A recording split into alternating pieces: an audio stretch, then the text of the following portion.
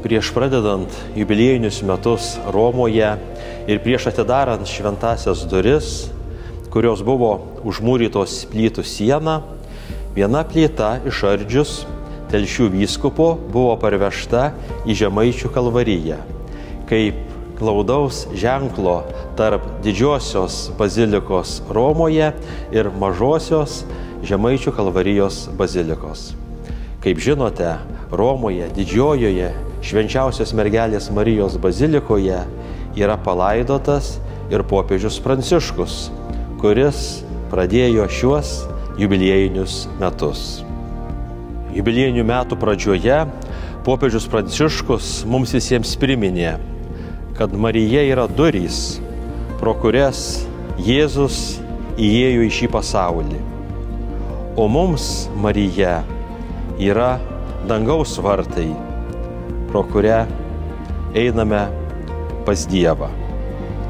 Todėl kviečiame aplankyti šią jubiliejinę šventovę ne tik per visus metus, kuomet galime pelnyti atlaidus, bet ypač kviečiame į didžiuosius Žemaičių kalvarijos atlaidus.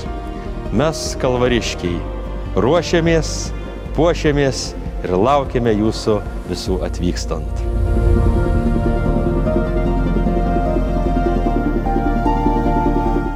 Brangus broliai ir seserys, šiais jubiliejaus 2025 metais kviečiu Jūs atvykti į didžiuosius Žemaičių kalvarijos atlaidus, kurie vyks nuo Liepos 1 iki Liepos 12 dienos. Žemaičių kalvarijoje melsimės už taiką, apmąstydami mūsų viešpaties Jėzaus Kristaus kančią, melsdami Švenčiausios mergelės Marijos, krikščioniškų šeimų karalienės užtarimo. Brangieji, mano rankose Lietuvos Respublikos pasas, kuris man yra labai brangus. Taip pat Žemaičio pasas, kuris taip pat džiugina širdį.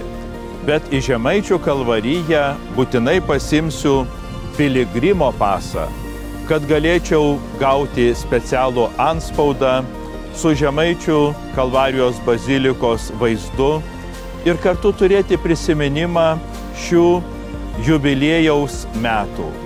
Jubiliejaus metais bažnyčia mus kviečia būti vilties piligrimais. Tai reiškia ne tik patiems gyventi viltimi, bet nešti viltį kitiems.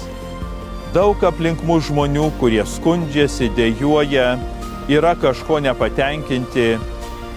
Sustiprinkime juos viltimi, atneškime jiems džiaugsmą, tarkime jiems gerą žodį, pakvieskime Žemaičių kalvarijos atlaidus, kad ir jie patys priimtų viltį, kuri neapgauna, ir taptų vilties piligrimais, vilties nešėjais kitiems.